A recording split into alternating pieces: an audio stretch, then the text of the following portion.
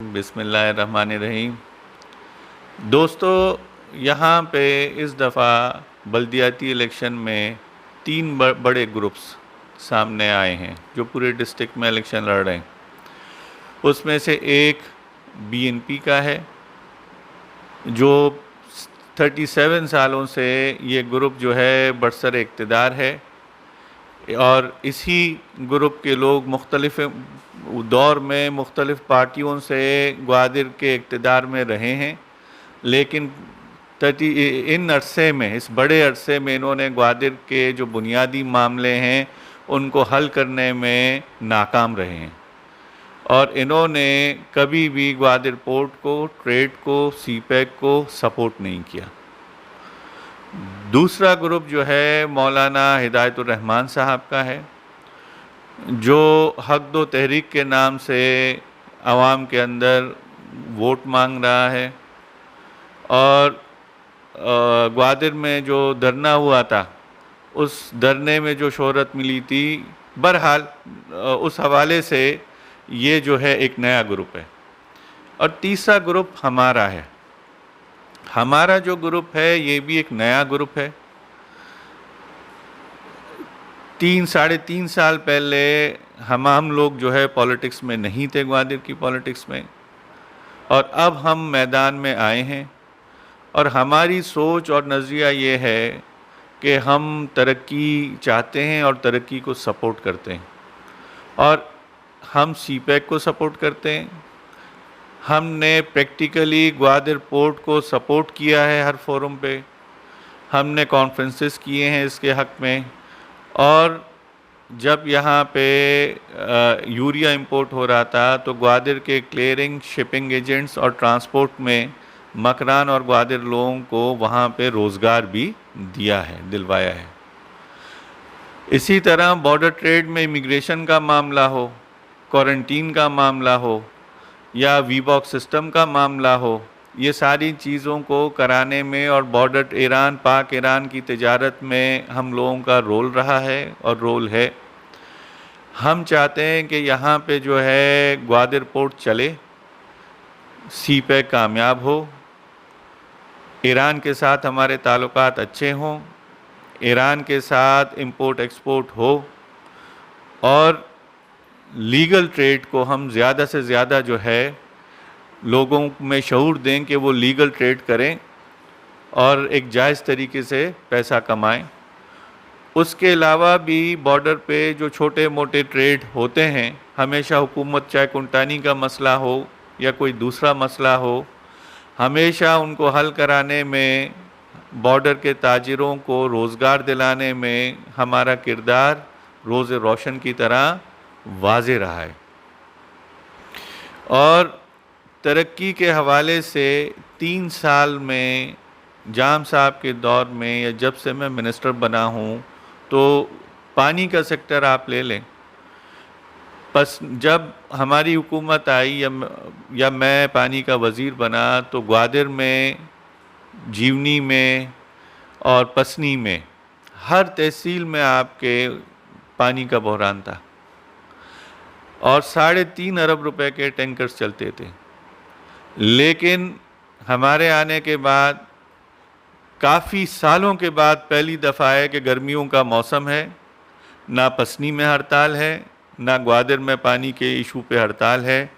ग्वादर और पानी का मामला काफ़ी हद तक बेहतर हो चुका है। डिस्ट्रिक्ट के हवाले से जीवनी को बेहतर करना है। अगर जाम साहब की हुकूमत ना जाती तो इस साल जीवनी का पानी का मसला भी हम हल कर चुके होते। कोई टैंकर्स नहीं चल रहे हैं ग्वादर डिस्ट्रिक्ट में।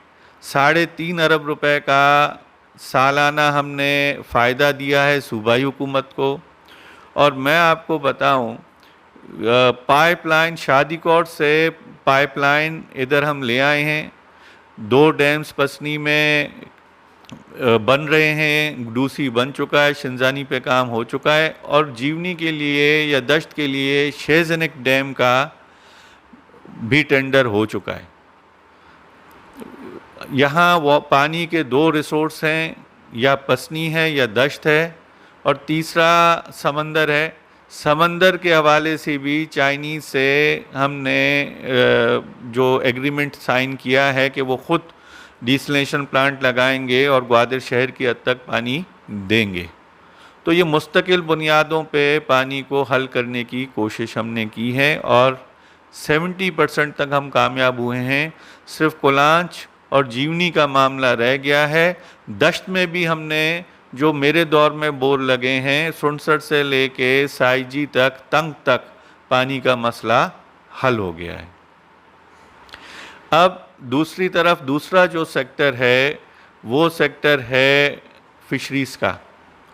फ़िशरीज़ में जो हम लोगों का फ़ोकस है वो ये रहा है कि माहीगीरों को ज़्यादा से ज़्यादा रोज़गार मिले।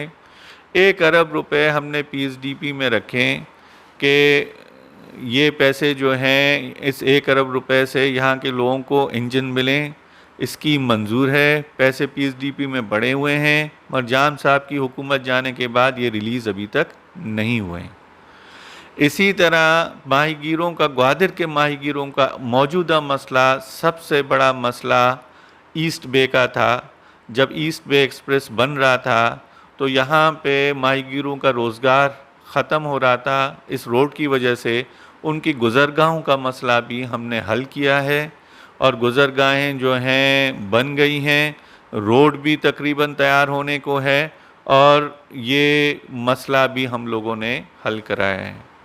ग्वादर में मास्टर प्लान को भी हमारी गवर्नमेंट लाई है और मास्टर प्लान के मुताबिक जो पहले 3 ऑप्शन थे, जिसमें से 2 ऑप्शन ये थे कि यहाँ के लोगों को ग्वादर से निकाल के बाहर शिफ्ट किया जाए, आबाद किया जाए, उसको मुस्तरद करके हमारी हुकूमत ने वो मास्टर प्लान मंजूर किया है जिसके वजह से जो है ग्वादर के लोगों की आबादी को शिफ्ट नहीं करेंगे। ये हमारी एक सबसे बड़ी कामयाबी है। हेल्थ के हवाले से 35 करोड़ रुपए की लागत से ग्वादर में हॉस्पिटल बन रहा है। 1 करोड़ रुपए की लागत से जीवनी का हॉस्पिटल को हमने बेहतर किया है। पसनी में 10 करोड़ रुपए की लागत से जो पुराना सिविल हॉस्पिटल है उसको हमने उसकी बिल्डिंग बना रहे हैं और डॉक्टरों के लिए घर बना रहे हैं। इसके अलावा जो ओमानी ग्रांट हॉस्पिटल है उसका एक्ट पास किया है, उसका एक बोर्ड बनाया है और 5.5 करोड़ रुपए सालाना उसका बजट में एलोकेशन रखा गया है। वहाँ पे स्पेशलिस्ट डॉक्टर जिसकी तनख्वाहें आम डॉक्टरों से ज़्यादा होंगी, वहाँ पे जो है वो आके काम करेंगे और अच्छी इलाज की सहूलत ओमानी ग्रांट में इंशाल्लाह हम देंगे।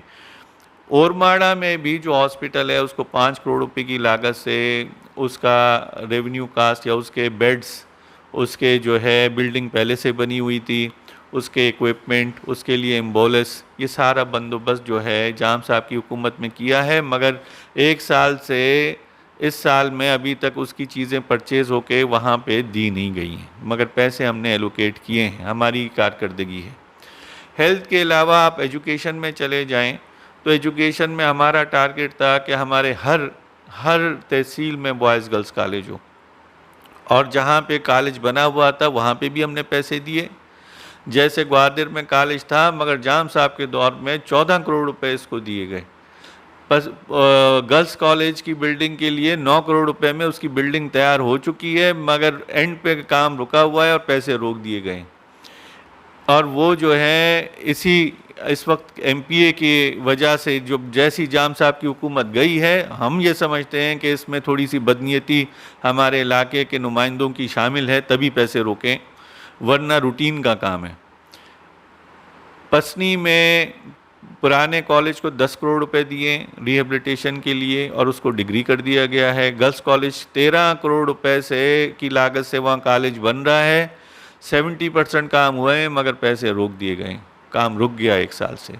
इसके अलावा ओरमाड़ा में बॉयज़ कॉलेज को भी 7 करोड़ दिए और 8 करोड़ गर्ल्स कॉलेज नया बना रहे हैं।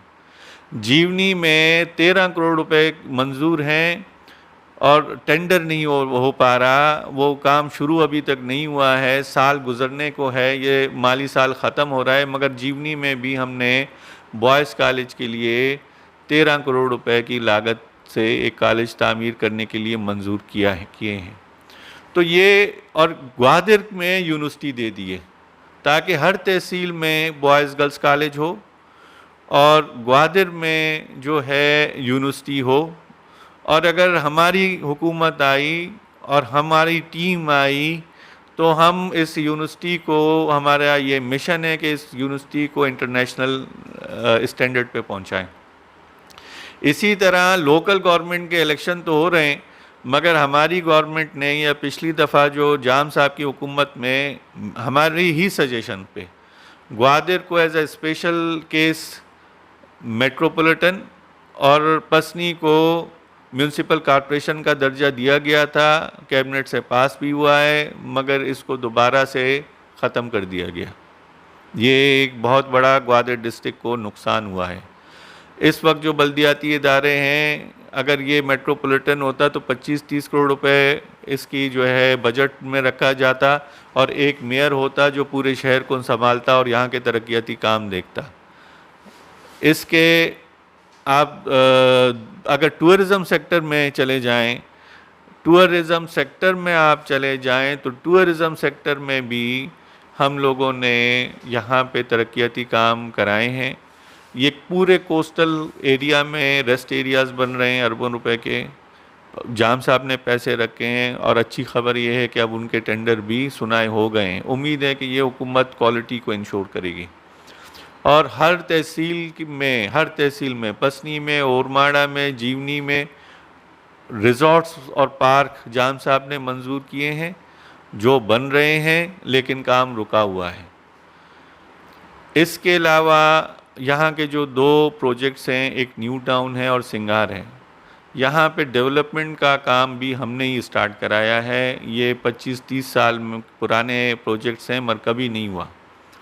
और जो पुराने सियासतदान हैं यहाँ के, या पुराना जो ग्रुप है यहाँ का, जो पुराना बरसरे इक़्तिदार ग्रुप या टोला है, अब कुलांची पाड़े की आबादी तकरीबन 3000 के लगभग है, या नयाबाद की आबादी 2000 के लगभग है। अब 5000 लोगों की आबादी है, 80 एकड़ का मामला है इनका।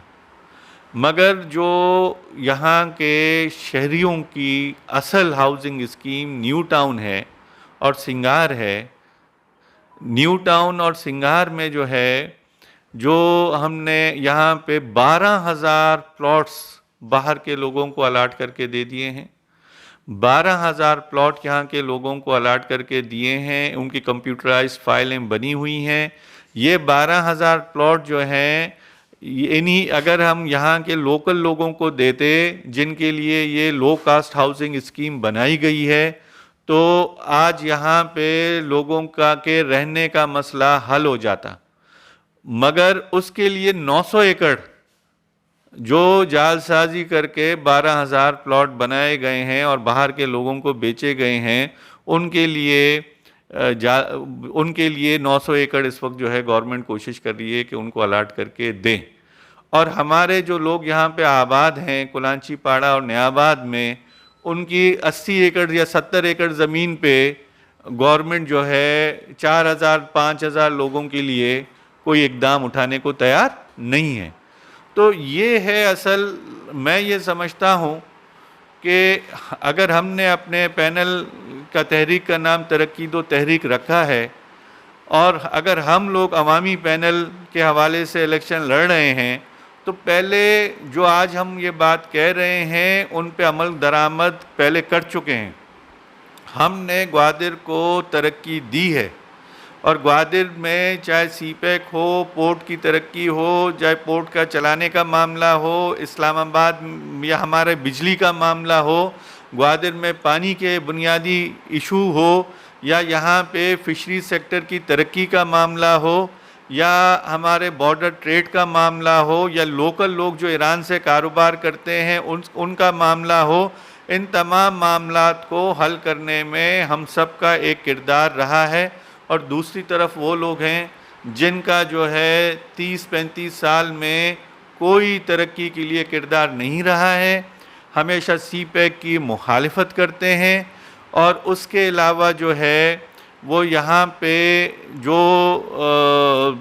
हाउसिंग स्कीम्स लोकल्स के लिए भी बनती हैं उनको भी बाहर के लोगों को बेच देते हैं, और लोकल लोगों की जो महरूमी है वो ख़त्म नहीं हो रही, और एहसास महरूमी जो यहाँ के लोगों में बढ़ रही है उसकी सबसे बड़ी वजह वो इक़्तिदार का ग्रुप है जो यहाँ पे 35 साल से इक़्तिदार में बरजमान है, लेकिन वो इस इलाके की तरक्की नहीं सोचता। हमेशा ऐसे अफसर पोस्ट करता है जो ख़ुद भी करप्शन करें और दूसरों और उनके जो है अगले इलेक्शन का ख़र्चा पूरा करें। तो लिहाजा मैं इस वक्त ग्वादर की आवाम से अपील करता हूँ कि जो आपकी तरक्की के लिए काम करे, जो आपकी खुशहाली के लिए काम करे, आप उनको वोट दें। आप नारों के पीछे ना जाएं। ब्रीफ केस खुल गए हैं, लेकिन आपको अगर किसी घर में 20, 25 या 50 हज़ार कोई देता है तो वो आप कितने दिन तक ख़रीद खाएंगे? अगर कोई आपको एक आटा देख के आपका वोट ख़रीद लेता है तो ये आटे की थैली कितने दिन तक खाएंगे? अगर हमने आपको पानी दिया है तो पानी आपके घर में रोज़ आता है। अगर हमने आपको कॉलेज दिया है तो आपका कॉलेज जो है वहाँ पे आपके बच्चे अगर पढ़ जाएंगे तो कल CSS करेंगे, सरकारी अफसर करेंगे और मुस्तकिल एक आपके ख़ानदान में और इस माशरे में एक बेहतरीन वो रोल अदा कर पाएंगे।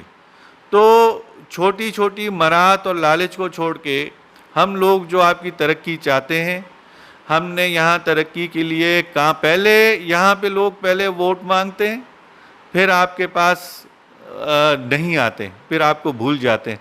हमने पहले काम किया है, फिर वोट मांग रहे हैं। लिहाजा हमारे पैनल के लोगों को कामयाब करें, और BNP के जो उम्मीदवार हैं या जो 35 साल से इस यहाँ के हुक्मरान हैं उनका इंतखाबी निशान कुल्हाड़ा है, और ग्वादर में उन्होंने 4 जमाती इत्तेहाद का सहारा लिया है। अवाम पहले से उनको मुस्तरद कर चुके हैं, मगर मैं चाहता हूँ कि इस सहारे को भी आप मुस्तरद कर दें और ये जो 4 किताबी अलायंस है इसको वोट न दें, अवामी पैनल के लोगों को वोट दें। मेहरबानी।